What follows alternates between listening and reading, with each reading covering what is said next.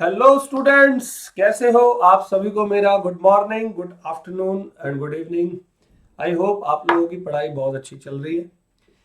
तो हम लोग बेटे क्या कर रहे हैं, हम लोग सीए फाउंडेशन न्यू सिलेबस आप लोगों का इंडियन कॉन्ट्रैक्ट एक्ट जो पढ़ रहे हैं। और कुछ इंडियन कॉन्ट्रैक्ट एक्ट के अंदर मैंने बेसिक बातें बताई। अभी तक मैंने आप लोगों को 4 लेक्चर्स करवाए हैं और 4 के 4 लेक्चर्स आपने बखूबी बहुत अच्छे तरीके से करे हैं। सबसे खास बात हमारी ये रही है कि हमने ये वाला इस बार जो लॉ स्टार्ट किया है वो आपके आईसीएआई यानी कि institute of chartered accountant of India की बुक से किया है।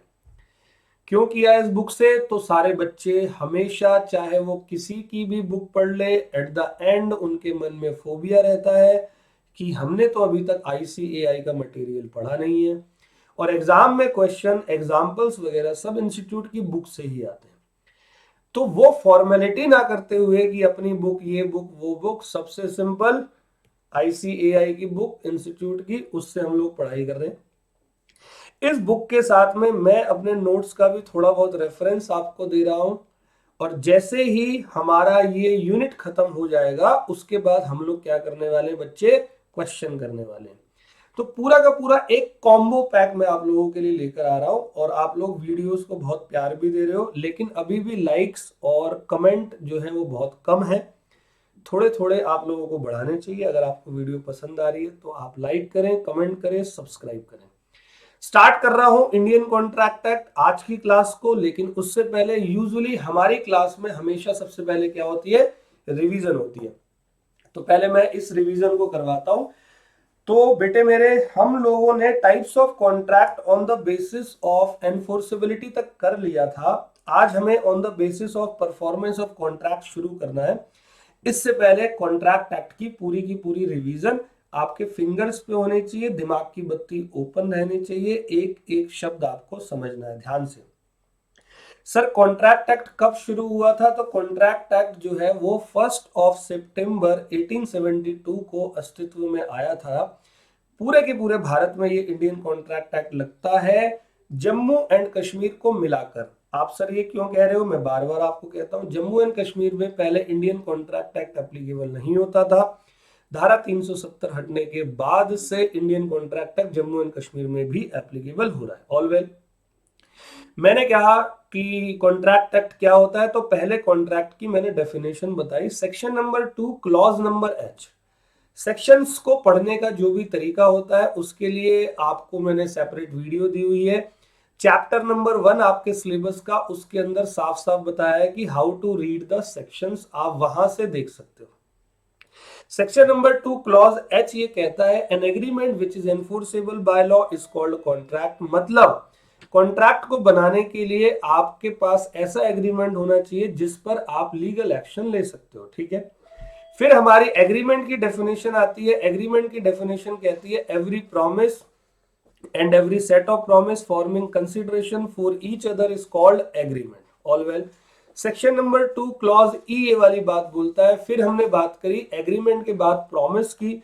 प्रॉमिस का मतलब होता है when an offer is accepted it becomes what, promise. All well, agreement मेरे बच्चे दो टाइप के होते हैं, एक सोशल एग्रीमेंट और एक होता है मेरा बिजनेस एग्रीमेंट। सोशल एग्रीमेंट में पार्टी की कभी भी इंटेंशन नहीं होती कि वो लीगल रिलेशन को बनाए, और बिजनेस एग्रीमेंट के अंदर हमेशा पार्टी की इंटेंशन होती है कि वो लीगल रिलेशन को बनाए। तो इस वजह से सोशल एग्रीमेंट कभी भी एनफोर्सेबल बाय लॉ नहीं होता, कॉन्ट्रैक्ट नहीं होता। Business agreement enforceable by law होगा, कॉन्ट्रैक्ट होगा। तो यहां पर एक कंक्लूजन निकलता है, all contracts are agreement but all agreement are not contract. Social agreement are not contract, business agreement are contract. All well, फिर हमारी बात शुरू हुई टाइप्स ऑफ कॉन्ट्रैक्ट की। टाइप्स ऑफ एग्रीमेंट समझ में आ गया। टाइप्स ऑफ कॉन्ट्रैक्ट की मैंने बात करी तो मैंने सबसे पहले बताया on the basis of creation आपके कॉन्ट्रैक्ट कितने टाइप के होते हैं। On the basis of creation हमारे कॉन्ट्रैक्ट, सबसे पहले मैंने बताया था आपको, एक होता है एक्सप्रेस कॉन्ट्रैक्ट, मतलब कि आप एक्सप्रेसली अपना कॉन्ट्रैक्ट बनाते हो। तो वो कैसे बनता है सर? या तो आप ओरली अपना कॉन्ट्रैक्ट बनाओगे या राइटिंग में अपना कॉन्ट्रैक्ट बनाओगे। फिर दूसरा था आप इम्प्लाइडली अपना कॉन्ट्रैक्ट बनाते हो। इम्प्लाइडली मतलब इम्पोज्ड बाय लॉ, जहां पर ना तो बोला जाता है ना लिखा जाता है, सिर्फ और सिर्फ कानून ने थोप रखा है कि यहां पर आपका कॉन्ट्रैक्ट बन गया। सबसे बेस्ट एग्जांपल इसका कुली वाला। फिर बेटे मेरे इसके अलावा होता है टैसिट कॉन्ट्रैक्ट। तो मैंने टैसिट कॉन्ट्रैक्ट में बताया ये वो कॉन्ट्रैक्ट होते हैं जो पार्टीज के कंडक्ट से बनते हैं। It means the contract which inferred from the conduct of the parties are called tacit contract। कुछ इशारे होते हैं, जैसे आप एटीएम से पैसे निकालने जाओ तो वहां पर कोई ह्यूमन सामने नहीं होता, प्रॉपर ऑफर और एक्सेप्टेंस की बात नहीं हो रही होती है, वहां पर एक कंडक्ट होता है। एटीएम की मशीन में लिखा होता है प्लीज इंसर्ट योर कार्ड, ऐसे वगैरह वगैरह ये सारी बातें लिखी होती है। और coin operated telephone machine, weight measurement machine और fall of hammer in auction sale वगैरह वगैरह is the example of tacit contract. फिर हमने बात करी ई कॉमर्स कॉन्ट्रैक्ट की। तो ई कॉमर्स कॉन्ट्रैक्ट कौन से कॉन्ट्रैक्ट होते हैं? ये वो कॉन्ट्रैक्ट होते हैं जो आप एक एप्लीकेशन के माध्यम से ऑनलाइन, जैसे कि Amazon, फ्लिपकार्ट वगैरह से आपने कोई मोबाइल फोन ऑर्डर किया तो वो आपका ई कॉमर्स कॉन्ट्रैक्ट बनेगा। और लास्ट था बेटे मेरे एक क्वाजी कॉन्ट्रैक्ट। तो मैंने इस क्वाजी कॉन्ट्रैक्ट के बारे में बताया था कि हम लोग यूनिट नंबर 6 पढ़ेंगे, contingent contract and quasi contract. पूरा का पूरा भरपूर तरीके से टॉपिक है, वहां पर आपको ये पूरा का पूरा समझाऊंगा। यहाँ 1 सेकंड में आपको समझ में आ जाएगा, उस समय फिलहाल के लिए आप इसको छोड़ सकते हो, ठीक है। फिर मेरे प्यारो हमने बात करी types of contract number 2 on the basis of enforceability. तो अगर आप एनफोर्सिबिलिटी की बात करते हो तो on the basis of enforceability मैंने आपको सबसे पहले बताया कि वैलिड कॉन्ट्रैक्ट किस तरीके से बनता है। तो वैलिड कॉन्ट्रैक्ट को बनाने के लिए मैंने आपको 10 पॉइंट बताए थे कि ये 10 के 10 पॉइंट कवर कर लेना, आपका कॉन्ट्रैक्ट वैलिड हो जाएगा। पॉइंट नंबर 1 था प्रॉपर ऑफर और उसकी एक्सेप्टेंस। पॉइंट नंबर 1 सर वो तो सोशल एग्रीमेंट में भी होती है, तो इसीलिए पॉइंट नंबर 2 था इंटेंशन टू क्रिएट, आपका लीगल रिलेशन होना चाहिए। यहां पर एक केस स्टडी थी वेलफेयर वर्सेस वेलफेयर।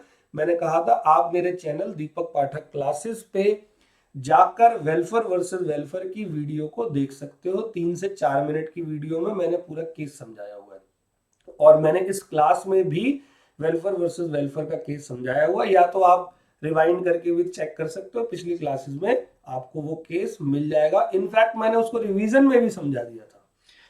तो दोबारा से बता रहा हूं, एक वैलिड कॉन्ट्रैक्ट को बनाने के लिए प्रॉपर ऑफर और उसकी एक्सेप्टेंस चाहिए। नंबर 2 इंटेंशन चाहिए लीगल रिलेशन को बनाने की। नंबर 3 कैपेसिटी टू कॉन्ट्रैक्ट चाहिए। तो बेटे मेरे इस दुनिया में हर एक पर्सन केपेबल होता है कॉन्ट्रैक्ट को बनाने के लिए, 3 लोगों को छोड़कर। कौन कौन है? एक माइनर, एक अनसाउंड माइंड, एक person disqualified by law. Sir ये माइनर कौन होते हैं? तो माइनर का मतलब वो पर्सन जिसकी उम्र अभी 18 साल से ज्यादा नहीं होती है और उसको माइनर कहा जाता है। इसकी पूरी की पूरी डिटेल यूनिट नंबर 3 की फर्स्ट क्लास के अंदर आने वाली है, कैपेसिटी टू कॉन्ट्रैक्ट की। All well. चौथा था बेटे कंसीडरेशन। कंसीडरेशन मतलब something in return, quid pro क्यो इसका लैटिन वर्ड है। किसी भी वैलिड कॉन्ट्रैक्ट को बनाने के लिए कंसीडरेशन की आवश्यकता होती है। इसका पूरा यूनिट नंबर 2 है। पांचवा है फ्री कंसेंट, मतलब कि अगर मैं आपसे कोई एग्रीमेंट बनाता हूं तो वहां पर मैं आपसे कोई जबरदस्ती, कोई मोरल प्रेशर, कोई फ्रॉड कर कर एग्रीमेंट ना बनाऊं। मतलब हम दोनों पार्टी की कंसेंट फ्री होनी चाहिए। अगर फ्री कंसेंट नहीं होती तो याद करो मैंने कहा था ये वॉइडेबल कॉन्ट्रैक्ट हो जाता है। ऑल वेल, 5 बातें हो गई। छठी बात, आपका पर्पस लॉफुल होना चाहिए, यानी कि ए और बी अगर एग्रीमेंट बना रहे हैं तो उस एग्रीमेंट का सब्जेक्ट मैटर और पर्पस लॉफुल, कानूनी रूप से वैलिड होना चाहिए। जैसे कि ए ने बी से बोला कि क्या आप मुझे पढ़ाओगे, तो बी ने कहा मैं पढ़ा दूंगा। लेकिन ए पढ़ना क्या चाह रहा था? वो पढ़ना चाह रहा था कि कैसे बॉम्ब बनाते हैं। समझ में आ रही है बात? फिर हमारे कितने पॉइंट हो गए? 6 हो गए। 7th पॉइंट सर्टेनिटी होनी चाहिए, मतलब everything, all terms and condition of the contract must be certain.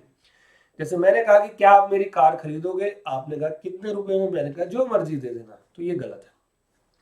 8वां point, आप ऐसे एग्रीमेंट मत बनाना जिसको कानून ने वॉइड करार दे रखा है। तो यूनिट नंबर 3 के अंदर मैं आपको एक टॉपिक पढ़ाऊंगा पब्लिक पॉलिसी के अपोज्ड वाला, अपोज्ड टू पब्लिक पॉलिसी। वहां 11 पॉइंट बताने वाला हूं।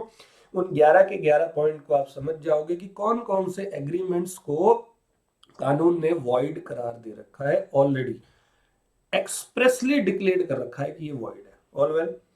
फिर था 9th point possible to perform, और 10th पॉइंट था other requirement of other law, मतलब दूसरे लॉस की रिक्वायरमेंट को भी आपको फुलफिल करना है। ठीक है जी, ये हो गया। बेटा मैं रिपीट कर रहा हूं, हमारी क्लास में रिवीजन एक बहुत बड़ा स्तंभ होने वाला है। स्तंभ का मतलब बहुत बड़ा एक बेस होने वाला है। आप लोग रिवीजन करते वक्त वीडियो को फास्ट फास्ट फॉरवर्ड कर कर आगे नहीं बढ़ना, आपसे रिक्वेस्ट है। आपके लिए ये रिवीजन जो है वो रामबाण का काम करेगी। ये रिवीजन ही आपकी नैया पार लगवाने वाली है, आप इस बात को मान लो। तो आपको वीडियो को आगे रिवाइंड नहीं करना, ठीक है, थोड़ा फास्ट फॉरवर्ड करके भी आप प्लीज मत देखें, क्योंकि ये आपकी पहली क्लास है। You are not taking revision class right now, you are taking regular class. तो आपको रेगुलर क्लास में रेगुलर ही, मतलब बिना फास्ट फॉरवर्ड करे ही आप इस वीडियो को देखें, तो देखिएगा आपकी लॉ बहुत अच्छी होने वाली है। क्लियर है? और इस बात का अंदाजा, एहसास आप लोगों को हो चुका होगा, क्योंकि अगर आपने 4 के 4 लेक्चर लिए हैं तो आपके लिए लॉ जो है वो बच्चों का खेल लग रही होगी। इंडियन कॉन्ट्रैक्ट एक्ट अभी तक बच्चों का खेल लग रहा होगा। All well. तो valid contract on the basis of enforceability कैसे बनता है, मैंने आपको ये बता दिया। फिर था हमारा सेकंड, वॉइड एग्रीमेंट। तो बेटे मेरे वॉइड एग्रीमेंट क्या होता है? वॉइड एग्रीमेंट मतलब ऐसे एग्रीमेंट जो यूजलेस एग्रीमेंट होते हैं स्टार्टिंग से, void of initio. All well. Void from very beginning. फिर था मेरा वॉइड कॉन्ट्रैक्ट। तो वॉइड कॉन्ट्रैक्ट और वॉइड एग्रीमेंट के बीच का डिफरेंस क्या है? ये वॉइड एग्रीमेंट स्टार्टिंग से यूजलेस होता है। वॉइड कॉन्ट्रैक्ट ऐसे कॉन्ट्रैक्ट होते हैं जो बनाते वक्त वैलिड होते हैं, लेकिन परफॉर्मेंस होने से पहले कुछ ऐसी इम्पॉसिबिलिटीज आ जाती हैं कि हम इस कॉन्ट्रैक्ट को परफॉर्म नहीं कर पाते। इसको हम वॉइड कॉन्ट्रैक्ट बोलते हैं। ऑलवेज लॉ की लैंग्वेज में क्या लिखा हुआ है? It means the contract which ceases to be enforceable by law when it ceases to be enforceable. All well मतलब इसकी एनफोर्सेबिलिटी पे सीज लग जाता है, वो वॉइड कॉन्ट्रैक्ट होते हैं। फिर हमारी बात हुई थी बेटे मेरे वॉइडेबल कॉन्ट्रैक्ट की। वॉइडेबल कॉन्ट्रैक्ट मतलब ऐसा कॉन्ट्रैक्ट जो कैंसिलेबल होता है at the option of aggrieved party. मतलब कि अगर मैंने किसी के साथ में कोई कॉन्ट्रैक्ट बनाया है और उसके साथ उसकी फ्री कंसेंट मैंने नहीं ली, तो जिसने ये कॉन्ट्रैक्ट बनाया है वो पार्टी डिफेंडेंट पार्टी हो जाएगी, जिसके साथ बनाया वो एग्रीव्ड पार्टी। लास्ट क्लास में सलमान खान शाहरुख खान वाला एग्जांपल दिया था, और भी कुछ एग्जांपल थे। फिर था इलीगल कॉन्ट्रैक्ट। तो इलीगल कॉन्ट्रैक्ट कौन से कॉन्ट्रैक्ट होते हैं बेटे मेरे? वो कॉन्ट्रैक्ट जो वॉइड भी होते हैं और साथ में पनिशेबल भी होते हैं।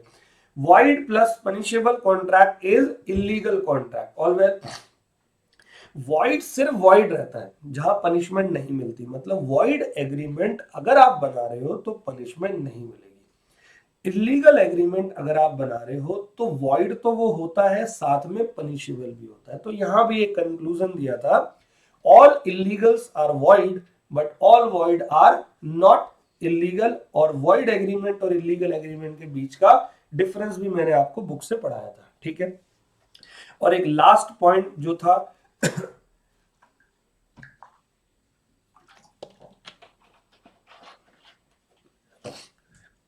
लास्ट पॉइंट था बेटे मेरे, वो मैंने आपको बताया था अनएनफोर्सेबल कॉन्ट्रैक्ट। कौन सा कॉन्ट्रैक्ट? अनएनफोर्सेबल कॉन्ट्रैक्ट क्या होता है बेटे? अनएनफोर्सेबल कॉन्ट्रैक्ट का मतलब ऐसा कॉन्ट्रैक्ट जो बना बिल्कुल सही है। The contract which are good in substance but due to some technical reason like not proper stamping, not proper registered, not properly dated, the contract becomes unenforceable। जैसे कि किसी कॉन्ट्रैक्ट में साइन करने थे, साइन करना भूल गए या गलत साइन कर दिए। डेट लिखनी थी, डेट लिखना भूल गए या गलत डेट लिख दी। उसमें स्टैंप ड्यूटी लगानी थी, सरकारी स्टैंप होती है गवर्नमेंट वाली, आपने देखा वो पर्चियां होती है, छोटी छोटी चिट होती है, तो वो लगाना भूल गए। तो बेटे ये गलत हो गया, आपका अनएनफोर्सेबल कॉन्ट्रैक्ट हो गया। तो यहां तक की हमारी क्लास हुई थी। All well. तो ये मैंने पूरा का पूरा 4 लेक्चर्स का निचोड़ आपको दे दिया है। ठीक है जी। तो अब मैं आप लोगों को आज की क्लास शुरू करने आ रहा हूं। क्लास है on the basis of performance of contract, मतलब अब कॉन्ट्रैक्ट की परफॉर्मेंस करेंगे, ठीक है, ज्यादा समय वेस्ट ना करते हुए। ऑन द बेसिस ऑफ क्या है बेटे, परफॉर्मेंस ऑफ कॉन्ट्रैक्ट। तो ध्यान से सुनना, on the basis of performance. तो आप ये बोलोगे कि सर हम इस सीक्वेंस में क्यों पढ़ रहे हैं। देखो बेटे, सबसे पहले आपने क्रिएट किया, क्रिएट सीख लिया, express, implied, tacit, e com, quasi contract. फिर आपने चेक किया कि जो हमने क्रिएट किया है वो एनफोर्सेबल बाय लॉ है या नहीं है। तो valid contract, void agreement, void contract, illegal, voidable और अनएनफोर्सेबल। मान लो आपका वैलिड था पहला वाला, 10 के 10 पॉइंट आपने कवर किए थे। तो अब है on the basis of performance. बहुत सिंपल है।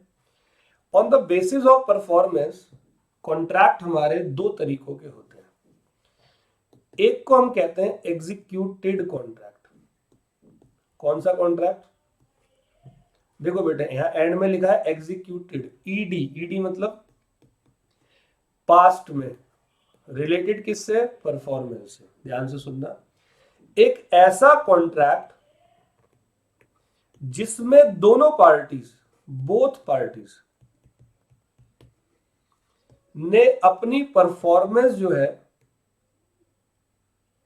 वो डन कर दी। दोनों पार्टी ने अपनी परफॉर्मेंस डन कर दी है, ऐसे कॉन्ट्रैक्ट को बोलते हैं एग्जीक्यूटेड कॉन्ट्रैक्ट। सबसे सिंपल एग्जांपल देता हूं, ये सेलर है, ये बायर है। बायर सेलर के पास जाता है, ऑफर देता है कि सर क्या आप मुझे 100 किलो चीनी बेचोगे? सेलर बोलता है यस। बायर पेमेंट देता है सेलर को और सेलर माल की डिलीवरी करता है। तो पहले तो ऑफर एक्सेप्टेंस हुआ, मतलब एग्रीमेंट बना, और उसके बाद सेलर ने और बायर ने दोनों ने अपनी परफॉर्मेंस को पूरा किया। All well. तो जब दोनों पार्टी अपनी परफॉर्मेंस को पूरा कर देती है तो उसको हम कहते हैं एग्जीक्यूटेड कॉन्ट्रैक्ट। समझ में आ गया? और दूसरा है मेरे प्यारो एग्जीक्यूटरी कॉन्ट्रैक्ट। कौन सा कॉन्ट्रैक्ट? Executory contract. ऐसा कॉन्ट्रैक्ट जिसमें अभी परफॉर्मेंस जो है वो आउटस्टैंडिंग है दोनों पार्टी की तरफ से। एक ऐसा कॉन्ट्रैक्ट जिसमें दोनों पार्टी की तरफ से परफॉर्मेंस आउटस्टैंडिंग होती है, मतलब अभी सिर्फ क्या बना है? अभी सिर्फ एग्रीमेंट बना है, दोनों में से किसी ने परफॉर्म नहीं किया। फॉर एग्जांपल, एक टीचर है, ये स्टूडेंट है। स्टूडेंट आया टीचर के पास कि सर क्या आप मुझे सीए फाउंडेशन का लॉ पढ़ाओगे? तो टीचर ने बोला यस, मैं आपको पढ़ाऊंगा। फीस तय होगी मान लो 7,000 सीए फाउंडेशन लॉ की, ठीक है। स्टूडेंट ने और टीचर ने आपस में एग्रीमेंट कर लिया। टीचर ने बोला कि next month first of month जो है वो हमारा बैच स्टार्ट हो रहा है। तो स्टूडेंट ने कहा सर मैं पहली क्लास लेने के बाद या पहले दिन आपके ऑफिस में आकर फीस दे दूंगा। तो मतलब फिलहाल इन दोनों के बीच में एग्रीमेंट बना है, और जब परफॉर्मेंस की बात आई तो अभी ना तो टीचर ने परफॉर्म किया है क्योंकि वो भी नेक्स्ट मंथ पढ़ाएंगे, और ना अभी स्टूडेंट ने परफॉर्म किया है क्योंकि वो भी नेक्स्ट मंथ पढ़ने आएगा और फीस देगा। समझ में आई बात? तो ये है एग्जीक्यूटेड और एग्जीक्यूटरी कॉन्ट्रैक्ट। ऐसे ही एग्जीक्यूटरी कॉन्ट्रैक्ट के भी दो हिस्से होते हैं, दो अलग अलग टाइप होते हैं। पहले को कहते हैं यूनिलैटरल कॉन्ट्रैक्ट और एक को कहते हैं हम बाइलैटरल कॉन्ट्रैक्ट। पहले को क्या बोला बेटे मेरे? यूनिलैटरल। देखो यूनिलैटरल ये शब्द आप लोग जानते होंगे, वन साइडेड। क्या है? One sided contract. अब वन साइडेड मतलब ऐसा कॉन्ट्रैक्ट जिसमें सिर्फ एक पार्टी ने अपनी परफॉर्मेंस दी है और एक पार्टी परफॉर्मेंस उस समय दे ही नहीं सकती, मतलब बाद में देगी। आपको ऐसे समझना है, unilateral contract means the contract which is one-sided contract where only one party has performed his part of promise। अब ये क्या है सर, अब मान लो कि दीपक सर ने यानी कि मैंने नेक्स्ट मंथ मुंबई जाना है, तो अब मुंबई जाऊंगा तो मुझे टिकट भी लेनी है मुंबई की। तो दीपक सर ने एयर इंडिया की टिकट बुक करी। क्या करा, टिकट बुक करी ऑन मान लो 4 Feb। तो दीपक सर ने टिकट की पेमेंट कर दी होगी कब, 4 Feb को। लेकिन एयर इंडिया और जो टिकट की डेट थी वो थी मान लो 4 March की। तो दीपक सर ने तो अपनी परफॉर्मेंस पूरी कर दी, यानी कि टिकट की पूरी पेमेंट कर दी, लेकिन फ्लाइट 4 फरवरी को तो नहीं चलेगी। फ्लाइट कब चलेगी, 4 मार्च को। तो फिर एयर इंडिया वाला अपनी परफॉर्मेंस कब देगा, 4 March को। इसको कहते हैं यूनिलैटरल कॉन्ट्रैक्ट, जिसमें one sided contract, only one party has to perform his part of promise at the time of making contract. All well, पहले एक काम करता हूं, यहां तक पढ़ाता हूं, फिर बायलैटरल की बात करेंगे। आ जाओ बेटे। और फिर हमारा बहुत ही मेन टॉपिक स्टार्ट होगा। कौन सा topic, offer and acceptance. Offer और एक्सेप्टेंस आपको यहां भी दिख रहा होगा, ऑफर एंड एक्सेप्टेंस। तो उसी के टॉपिक के लिए आज हम लोग क्लास कर रहे हैं। उम्मीद करता हूं ऑफर को शुरू तो आज कर ही देंगे, क्योंकि रिवीजन में हल्का टाइम लगा, और ये टॉपिक भी मैं आपको बहुत अच्छे से समझा के तभी आगे बढ़ूंगा। तो लिखा है on the basis of performance of contract. सबसे पहला कॉन्ट्रैक्ट है कौन सा, एग्जीक्यूटेड कॉन्ट्रैक्ट। कौन सा कॉन्ट्रैक्ट है प्यारे बच्चे, एग्जीक्यूटेड कॉन्ट्रैक्ट। तो ये कौन सा होता है एग्जीक्यूटेड, द कंसिडरेशन, ऐसा कॉन्ट्रैक्ट जिसमें consideration in A given contract could be an act और फोरबियरेंस। मतलब कुछ करने के लिए और कुछ ना करने के लिए। सर अब ये क्या बोल दिया आपने, जैसे कभी कभी कोई पर्सन किसी से कोई एग्रीमेंट बनाता है कुछ करने के लिए। जैसे मैंने आपसे बोला कि अगर आप 100 में से 80 नंबर ले आए तो मैं आपको एक मोबाइल फोन गिफ्ट करूंगा। तो ये वाला जो एग्रीमेंट था वो कुछ करने के लिए था, एक्ट। फोरबियरेंस का मतलब, मान लो कि एक मेरा एक दोस्त है, वो स्टेज परफॉर्मेंस करने जा रहा है। क्या करने जा रहा है, स्टेज परफॉर्मेंस। या इससे अच्छा एग्जांपल देता हूं, मान लो मेरी एक कार है जो रास्ते में स्कूटी से टकरा गई, और स्कूटी वाले का थोड़ा सा डैमेज हो गया। स्कूटी का, बंदे का कुछ नहीं हुआ, मेरी कार स्कूटी से टकरा गई, उसका डैमेज हो गया। ठीक है जी। अब क्या हुआ, उसने कहा मैं अभी पुलिस को कॉल कर रहा हूं। तो मैंने उसको ऑफर दिया, मैंने कहा देख भाई पुलिस को फोन मत कर, तू एक काम कर, पुलिस को फोन मत कर, फोन मत कर, मैं तेरी स्कूटी सही करवा रहा हूं, मैं तेरी स्कूटी का रिपेयर का खर्चा दे रहा हूं। मतलब यहां पर जो ऑफर दिया था, मतलब कॉन्ट्रैक्ट बना रहे हैं, वो कुछ ना करने के लिए बना रहे हैं, फॉरबियरेंस। ऑल वेल, तो दोनों चीजों के लिए कॉन्ट्रैक्ट बनता है, कुछ करने के लिए भी, कुछ ना करने के लिए भी। मैं अभी ऑफर के अंदर डेफिनेशन में यही बताने वाला हूं आपको। जैसे आपकी मम्मी आपको बचपन में ऑफर देती होगी कि शैतानी नहीं करेगा तो शाम को चॉकलेट मिलेगी, या शाम को घुमाने लेकर जाएंगे। तो मम्मी ने जो ऑफर दिया वो कुछ ना करने के लिए दिया, ऑल वेल नेगेटिव टर्म में ऑफर दिया। तो when the act is done or executed or the forbearance is brought on record, then the contract is an executed contract। समझ में आ गया बेटे। तो एग्जाम्पल यह कह रहा है when a grocer sells a sugar on cash payment, it is an executed contract because both the party have done what they were to do under the contract। मैंने क्या बताया, एग्जीक्यूटेड कॉन्ट्रैक्ट मतलब ऐसा contract जिसमें दोनों party अपनी performance पूरी कर देती है, उसको हम एग्जीक्यूटेड कॉन्ट्रैक्ट कहते हैं। समझ में आ गया जी। अब सेकंड कह रहा है एग्जीक्यूटरी कॉन्ट्रैक्ट। कह रहा है in an executory contract the consideration is reciprocal promise और ऑब्लिगेशन। अब ये क्या हो रहा है सर, ये रेसिप्रोकल प्रॉमिस का मतलब क्या होता है। रेसिप्रोकल प्रॉमिस मतलब तूने जब परफॉर्मेंस कर दी तब मैं परफॉर्मेंस करूंगा, जब तू परफॉर्म कर देगा तब मैं परफॉर्म करूंगा। इसको कहते हैं एग्जीक्यूटरी कॉन्ट्रैक्ट। जैसे मान लो मैं अपनी लैंड एंड बिल्डिंग आपको बेच रहा हूं, तो मैं लैंड एंड बिल्डिंग आपके नाम कब करूंगा, जब आप मुझे चेक की पेमेंट चेक दे दोगे, कुछ आया समझ में? तो इसको कहते हैं रेसिप्रोकल प्रॉमिस, यानी कि जब दोनों पार्टी अपनी अपनी ऑब्लिगेशन फुलफिल कर देती है या जब वो फुलफिल करने वाली होती है तो उसको एग्जीक्यूटरी कॉन्ट्रैक्ट बोलते हैं। ऐसा कॉन्ट्रैक्ट जिसमें कंसीडरेशन डिपेंड करता है किसी चीज की परफॉर्मेंस पर, मतलब मैं कंसीडरेशन तब दूंगा जब आप मुझे कंसीडरेशन दोगे, उसको एग्जीक्यूटरी कॉन्ट्रैक्ट बोलते हैं। एग्जीक्यूटेड कॉन्ट्रैक्ट में ऐसा कुछ नहीं होता। मैंने आपको सामान दे दिया, आप मुझे पैसे दे ही दोगे, बाद में भी दे दोगे तो चलेगा। Executed contract means the contract जहां पर दोनों पार्टी अपनी परफॉर्मेंस कर देती है। एग्जीक्यूटरी कॉन्ट्रैक्ट मतलब ऐसा कॉन्ट्रैक्ट जिसमें दोनों पार्टी की परफॉर्मेंस एक दूसरे की ऑब्लिगेशन पे डिपेंड करती है। जैसे कि मैंने अभी आपको एक बच्चे का एग्जांपल दिया जो मेरे पास ये फाउंडेशन लॉ पढ़ने आया। मैंने कहा बैच 1 मार्च से स्टार्ट होगा।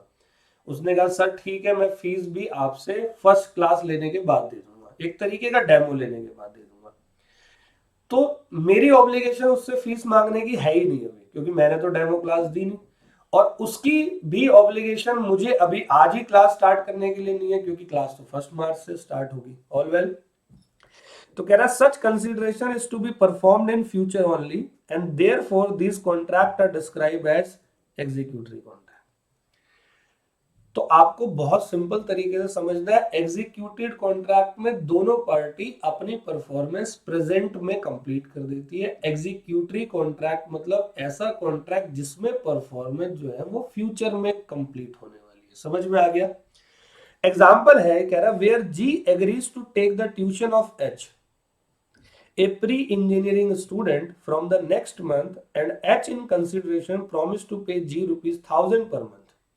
तो contract is executory because it is yet to be carried out. मतलब 1000 रुपए पर मंथ कब मिलेंगे? अगले महीने से। पढ़ाई कब चालू होगी? अगले महीने से। कॉन्ट्रैक्ट कब बन गया? आज बन गया। परफॉर्मेंस कब होगी? फ्यूचर में। ऑब्लिगेशन दोनों पार्टी की क्या है? जब मैं पढ़ाऊंगा तब तुम फीस दोगे, या जब तुम फीस दोगे तब मैं पढ़ाऊंगा, मतलब रेसिप्रोकल प्रॉमिस, एग्जीक्यूटरी। समझ में आ गया? अब ये कह रहा है कि यूनिलैटरल कॉन्ट्रैक्ट और बाइलैटरल कॉन्ट्रैक्ट क्या होते हैं। तो बेटे देखो ऊपर क्या लिखा है, यूनिलैटरल और bilateral are kinds of executory contract and are not separate kind. बिल्कुल भी सेपरेट काइंड नहीं है। तो नंबर 1 है यूनिलैटरल कॉन्ट्रैक्ट। कहता है unilateral contract is a one sided contract. अभी मैंने आपको एग्जांपल दिया, जैसे मैं मुंबई जा रहा हूं और मुझे अगले महीने जाना है, तो ट्रेन की टिकट, फ्लाइट की टिकट अगर मैं बुक कराता हूं आज, तो क्या आज रेलवे वाला या फ्लाइट वाला मुझे लेकर जाएगा? नहीं, मुझे तो अगले महीने जाना है। लेकिन मैं फ्लाइट में बैठकर एयर होस्टेस को पैसे नहीं दूंगा, ये लो जी अपनी टिकट के पैसे, मुझे पहले से बुकिंग करवानी पड़ेगी। तो this is one sided contract in which one party has performed his duty और obligation and the other party's obligation is outstanding. समझ में आ गया? जिसमें दोनों पार्टी की ऑब्लिगेशन अभी, सॉरी, एक पार्टी ने अपनी ऑब्लिगेशन पूरी कर दी है और दूसरी पार्टी की ऑब्लिगेशन अभी आउटस्टैंडिंग है। जैसे यहां पर देखो एग्जांपल है, एम ने एडवर्टाइजमेंट दी 50,000 रुपए की, any one who find his missing boy and bring him. कोई मिस्टर एम था, उसका बच्चा मर गया था, सॉरी खो गया था, आई एम सॉरी, उसका बच्चा खो गया था। तो उसने एक एडवर्टीजमेंट दी कि भाई कोई बंदा, एनीवन, ये एनीवन वाला वर्ड थोड़ी देर में जब आपको ऑफर करवाऊंगा ना, तो एनीवन जैसे ही आप पढ़ोगे तो आपके माइंड में कुछ क्लिक होगा, बट अभी मैं वो नहीं बता रहा, आगे जब आओगे तो आप समझ जाओगे कि मैं क्या कहना चाह रहा हूं। M advertises payment of award of rupees 50,000 to anyone who find his missing boy and bring him। तो उसका बच्चा खो गया था, उसने कहा 50,000 रुपए दूंगा जो भी लेकर आएगा। As soon as B traces the boy, mister B नाम के किसी बंदे ने उस लड़के को ट्रेस कर लिया। There comes into existence an executed contract। तो ये कौन सा कॉन्ट्रैक्ट हो गया?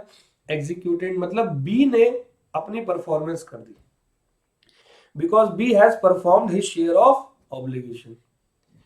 तो देखो क्या कह रहा है, बहुत अच्छे से समझना। एम ने एडवर्टीजमेंट दी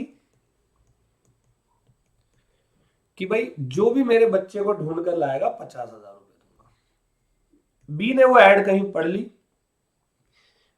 बी को एम का सन जो है वो मिल गया, बी ने उसको ट्रेस करके इसको दे दिया, मतलब बी ने अपनी परफॉर्मेंस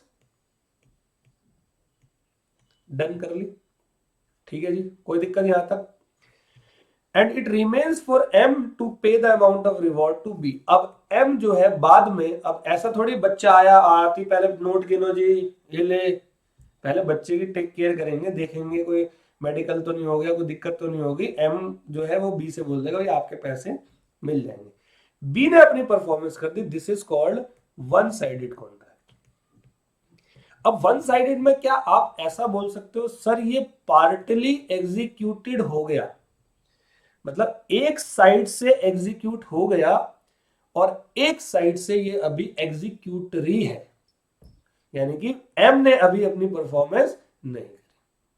तो आप ऐसा ही बोल सकते हो ये पार्टली एग्जीक्यूटेड और पार्टली एग्जीक्यूटरी कॉन्ट्रैक्ट होते हैं, जिसको आप यूनिलैटरल कॉन्ट्रैक्ट बोलते हो, जिसमें एक पार्टी अपनी परफॉर्मेंस कर चुकी है। जैसे कि एयर इंडिया की फ्लाइट अगले महीने की है, मैंने आज पेमेंट कर दी, पेटीएम से या फोन पे से मैंने टिकट बुक कर दी, तो वन साइडेड कॉन्ट्रैक्ट हो गया, मेरी परफॉर्मेंस होगी और सामने वाली पार्टी परफॉर्म कब करेगी, अगले महीने। And it remains for M to pay the amount of reward to B, this type of executive contract is also called what मेरे प्यारे बच्चों, यूनिलैटरल कॉन्ट्रैक्ट। समझ में आ गया। अब ये बी पॉइंट है बाइलेटरल कॉन्ट्रैक्ट। तो ये बाइलेटरल कॉन्ट्रैक्ट क्या होता है, तो कहता है बेटे a bilateral contract is one where the obligation or promise is outstanding on the part of both the parties। Clear है, एक आपकी ऑब्लिगेशन जो है वो दोनों पार्टी की तरफ से आउटस्टैंडिंग रहती है, उसको मैं कहता हूं क्या, बाइलेटरल कॉन्ट्रैक्ट। क्लियर है, ये एग्जांपल पहले करते हैं और एक छोटा सा चार्ट उस एग्जांपल के बाद मैं आपको बना के दूंगा। परफॉर्मेंस का टॉपिक कभी लाइफ में आप लोग नहीं भूलने वाले। क्लियर है, तो और इस बीच में जो भी बच्चे देख रहे हैं इस वीडियो को, मैं दोबारा से कह रहा हूं इस वीडियो को अपने दोस्तों को शेयर जरूर करें।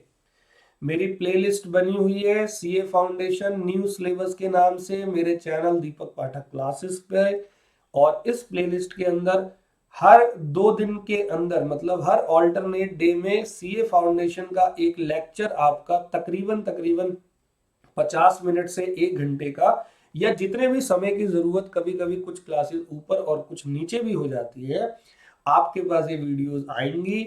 उस वीडियो के अंदर आईसीएआई के मटेरियल को फुली कवर्ड किया जाएगा। थोड़ा सा आगे जब चलेंगे तो institute of chartered accountant of India आपके लिए रिवीजन टेस्ट पेपर्स रिलीज करता है, उसको हम लोग करेंगे। पिछले साल के क्वेश्चंस को करेंगे, पास्ट ईयर क्वेश्चन, पिछले साल के क्वेश्चन पेपर एक आधे डिस्कस करेंगे, कैसे पेपर को सॉल्व करना है वो करेंगे। कुल मिलाकर लॉ का पूरा कॉम्बो मैं आप लोगों को फ्री ऑफ कॉस्ट अपने इस चैनल पर लेकर आया हूं। पूरी मेहनत से आपके साथ में हूं, आप लोग भी कंसिस्टेंसी आप लोग दिखाएं, बहुत जरूरी है। क्लियर है बेटे, तो और थोड़ा सा आगे बढ़ते हैं। तो bilateral contract is one where the obligation of promise is outstanding on the part of both the parties.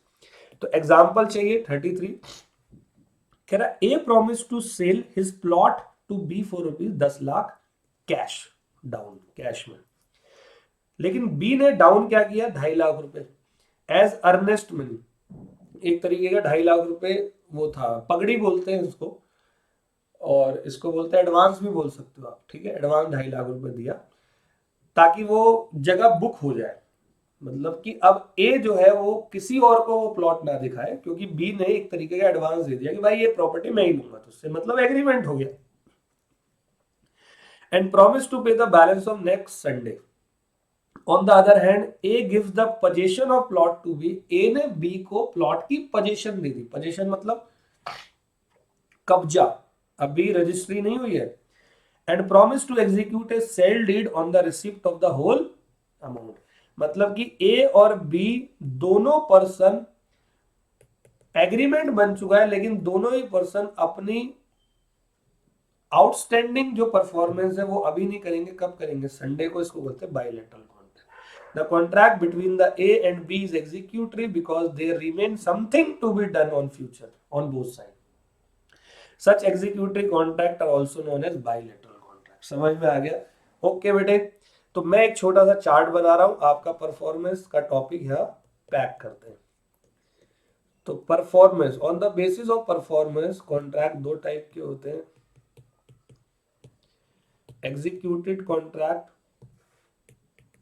Executory contract. Executed contract मतलब वो कॉन्ट्रैक्ट जिसमें परफॉर्मेंस बोथ पार्टी, दोनों पार्टी ने अपनी परफॉर्मेंस जो है वो दे दी है, फुलफिल मतलब अपनी ऑब्लिगेशन पूरी कर दी।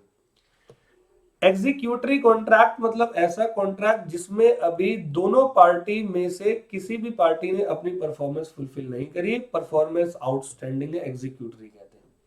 अब इस एग्जीक्यूटरी को और थोड़ा सा आगे बढ़ाया कि कुछ केसेस में ऐसा होता है कि कहीं कहीं पर परफॉर्मेंस एक पार्टी कर देती है, एक पार्टी नहीं करती, तो उसको क्या कहते हैं?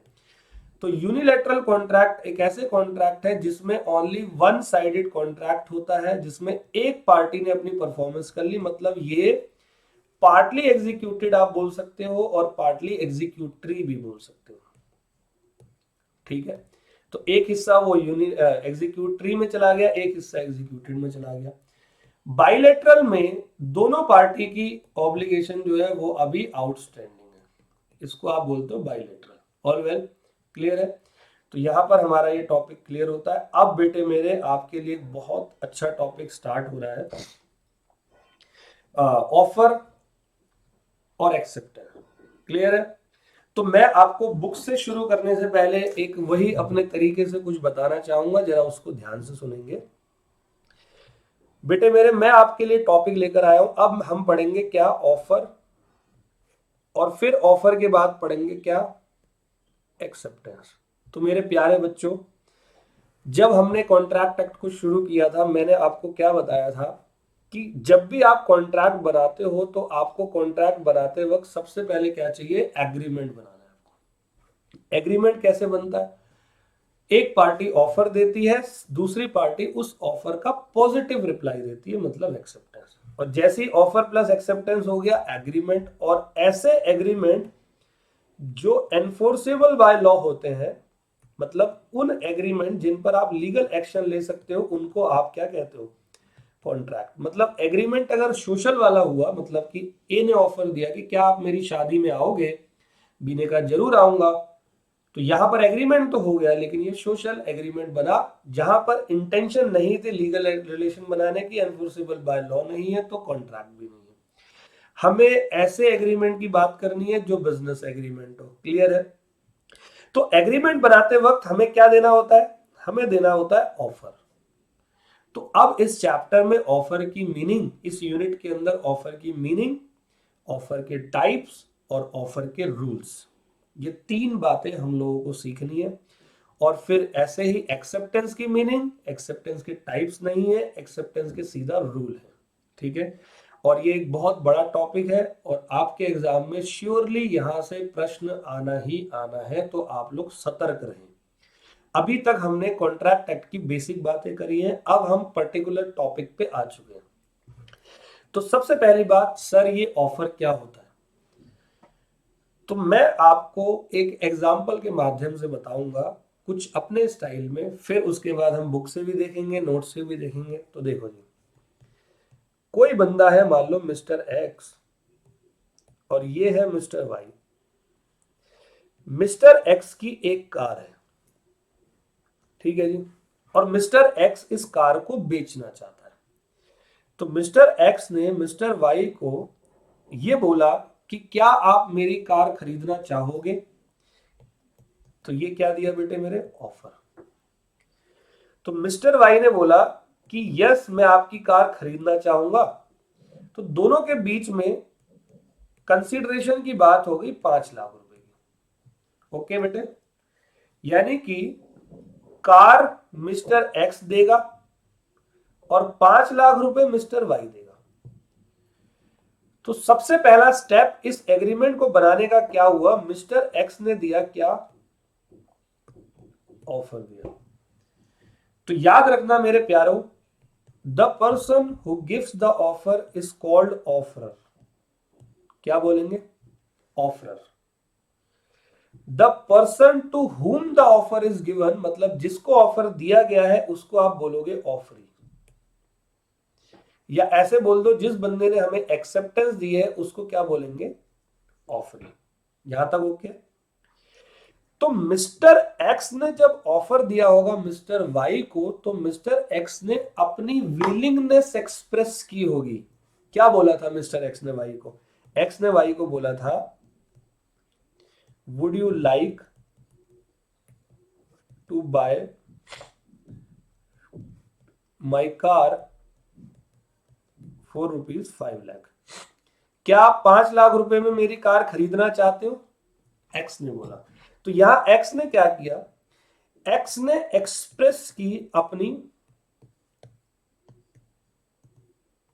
विलिंगनेस, कुछ करने के लिए, टू एक्ट, टू डू, ऐसा ही बोल सकते हो, टू डू।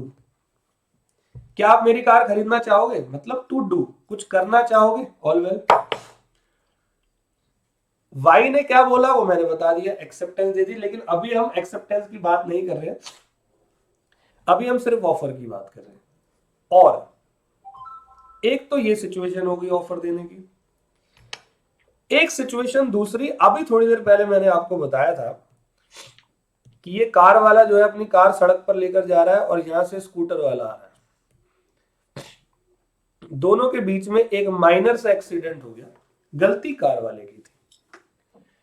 स्कूटर वाले ने क्या करा, अपनी जेब से फोन निकाला और कार वाले को बोला मैं अब पुलिस को फोन कर रहा हूं।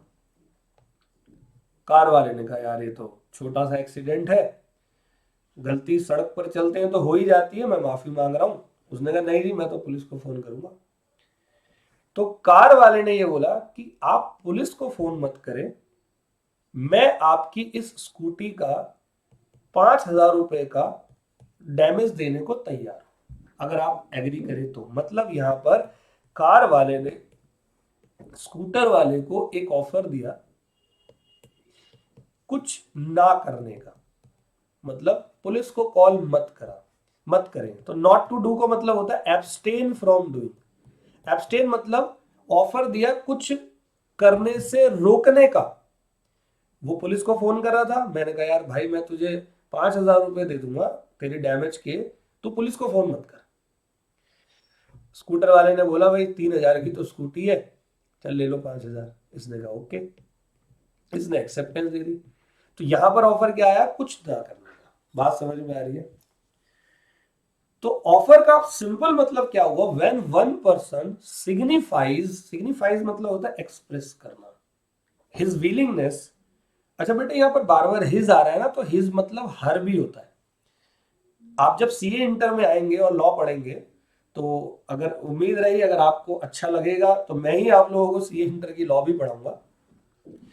तो वहां पर सीए इंटर की लॉ में मॉड्यूल नंबर लास्ट में, सबसे लास्ट मॉड्यूल, इंस्टीट्यूट ने 3 मॉड्यूल जारी किए हुए हैं। तीसरे मॉड्यूल के अंदर एक चैप्टर है जनरल क्लॉजेज एक्ट। उन्होंने ये बताया हुआ है कि अगर किसी कानून पे, किसी लॉ में वर्ड लिखा हुआ है हिज, तो आपको हिज की जगह पर हर यानी कि लड़की भी मान लेना ऑटोमेटिकली। All well. तो अब मैं दोबारा से बता रहा हूं ऑफर का मतलब। तो व्हेन वन पर्सन, जब कोई एक पर्सन एक्सप्रेस करता है अपनी विलिंगनेस को, ये कार, इसने बोला कि स्कूटर पुलिस को फोन मत कर, तो भी विलिंगनेस। एक्स ने अपनी कार बेचनी चाहिए तो भी विलिंगनेस एक्सप्रेस कर रहा है।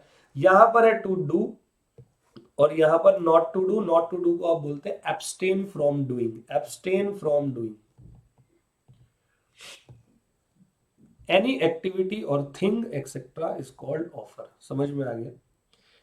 तो यहां पर सबसे पहली बात तो ये हुई कि ऑफर के अंदर कम से कम आपकी 2 पार्टी का होना क्या है, जरूरी है।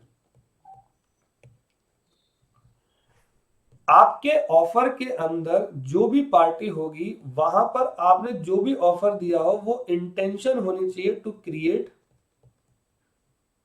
Legal relation. जैसे आप किसी को बर्थडे पे बुला रहे हो तो वो आपका ऑफर नहीं है, ठीक है? तो आपकी इंटेंशन होनी चाहिए लीगल रिलेशन को क्रिएट करने की। समझ में आ गया? यहां तक कोई दिक्कत है? तो आगे बढ़ते हैं बेटे मेरे। मैं आप लोगों को ऑफर का एक छोटा सा नोट से भी दिखाना चाहूंगा, फिर हम बुक पे आ जाएंगे। तो ये हमने किया था unilateral obligation to perform unenforceable e com contract कर लिया, ऑफर एंड एक्सेप्टेंस। तो बेटे सबसे पहले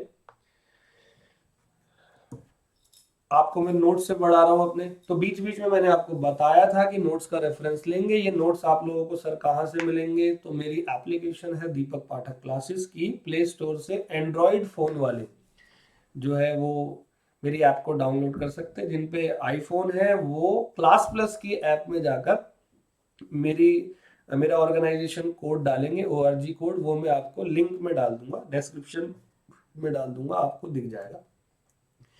तो वहां से मेरी ऐप से आप फ्री डाउनलोड, फ्री मटेरियल नाम का ऑप्शन होगा, उसके अंदर से ये पूरे के पूरे जो है नोट्स आप डाउनलोड कर सकते हो। एग्जाम से पहले के रिवीजन में काम आएंगे, और जो लास्ट एग्जाम वाला डे होगा उसके लिए मैं आपको बेटा 1 पेजर, मतलब हर चैप्टर को, हर यूनिट को 1 से 1.5 पेज में कवर कर कर एक पूरा का पूरा स्पाइरल बना के देने वाला हूं। ठीक है जी। तो ऑफर में ये कह रहा है व्हेन ए पर्सन सिग्निफाइज मतलब express his willingness, when a person signifies his willingness to do और एब्सटेन फ्रॉम डूइंग, एब्सटेन मतलब समझ में आ गया, कुछ ना करने के लिए ऑफर देना, विद अ व्यू टू, अच्छा मैं ऑफर क्यों दे रहा हूं, ताकि मुझे सामने वाला एक्सेप्टेंस दे, तभी तो मेरा एग्रीमेंट बनेगा, और एग्रीमेंट अगर एनफोर्सेबल बाय लॉ हुआ तो कॉन्ट्रैक्ट बनेगा। With a view to obtaining the assent, it means positive reply of the offer of that other to such act और एब्सटिनेंस। All well. तो यहां पर ऑफर को देने के तरीके देखो क्या है, बाय डूइंग एन एक्ट और बाय एब्सटिनेंस। मैंने क्या बोला, विलिंगनेस टू डू और एब्सटेन, तो मैंने दोनों वर्ड को यहां पर समझा दिया।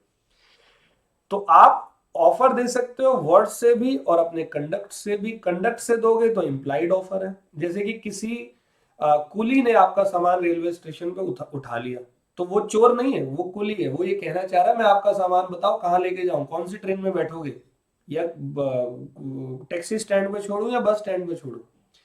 या तो आप ओरल में ऑफर दे सकते हो। तो देखो कंडक्ट में example, the bus standing at its bay in the terminal is view to taking the passenger, once passenger board the bus there is acceptance.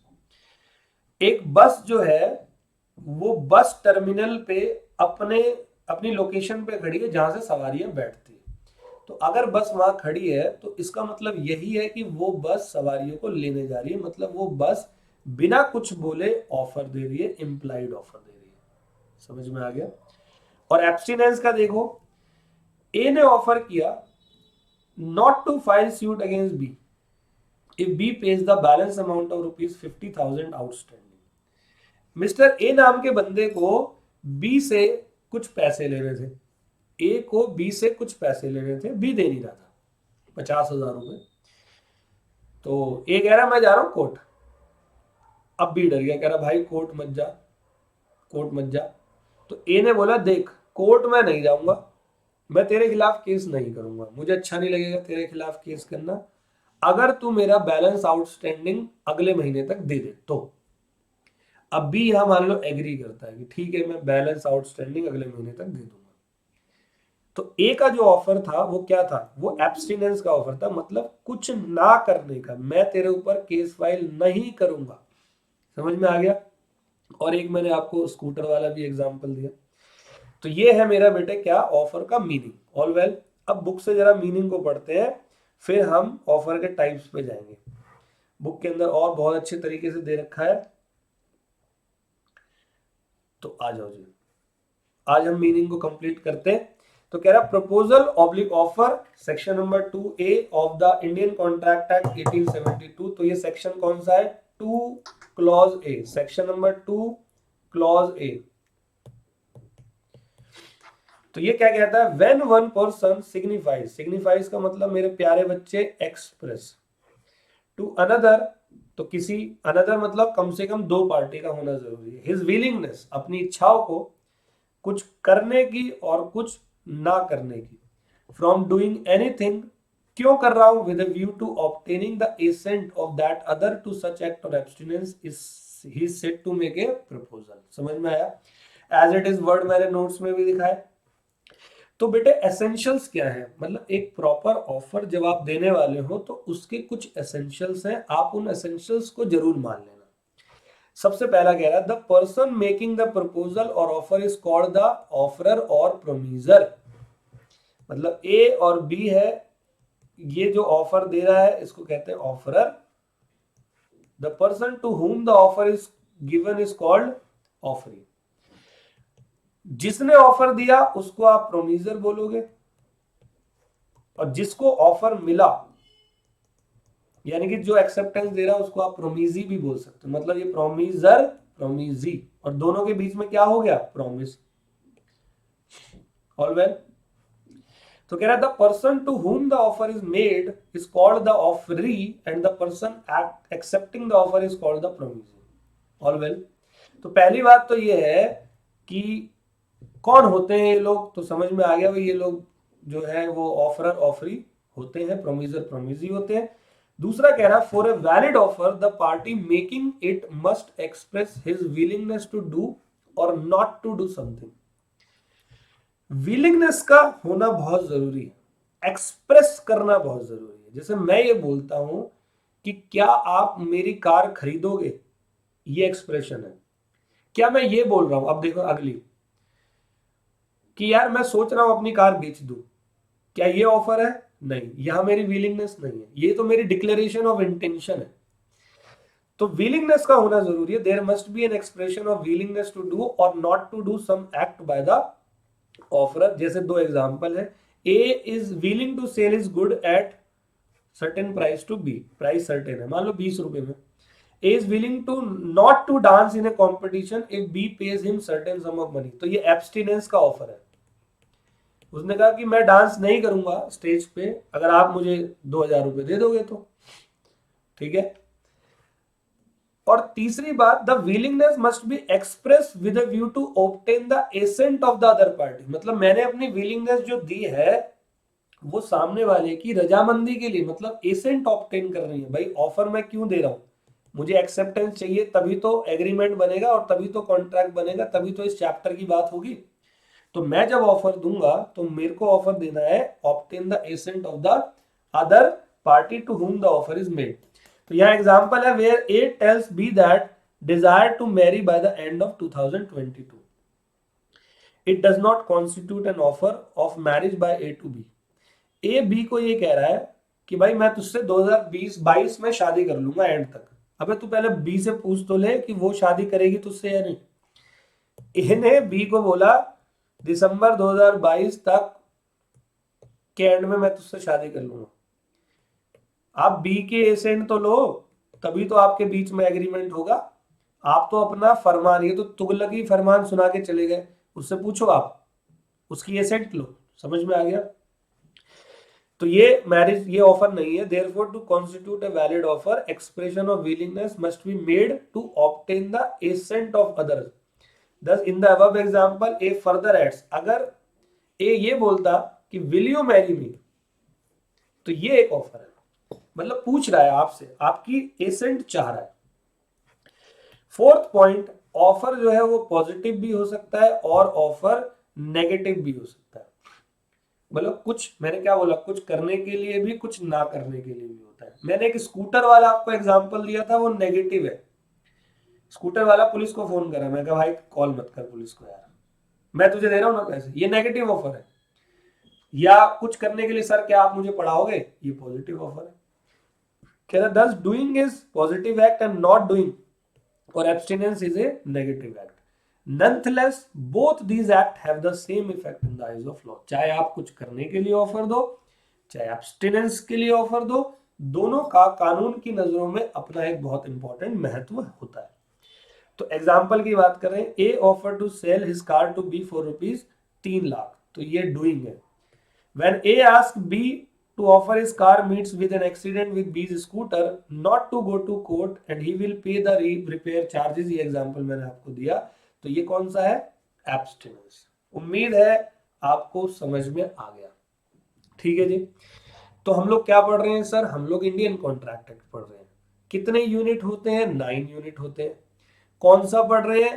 पहला वाला पढ़ रहे हैं। एग्जाम में कितने नंबर का आएगा? 32 नंबर आप मान के चलो आउट ऑफ 100 आपके पेपर में आने वाले हैं। अभी इंस्टीट्यूट ने क्लैरिफाई नहीं किया है। ऑल वेल, तो यूनिट नंबर 1 का आज ये मेरा 5वां लेक्चर कंप्लीट होता है।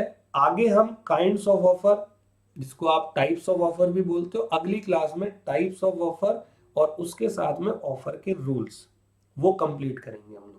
ये यूनिट थोड़ा सा बड़ा है, लेकिन आप बिलीव करो इस यूनिट के वजह से आपको सारे अगले यूनिट समझ में आने लग जाएंगे और बहुत अच्छे तरीके से मैं आपसे गारंटी दे रहा हूं आपका लॉ आपके 4 सब्जेक्ट में सबसे स्ट्रॉन्ग सब्जेक्ट होने वाला है।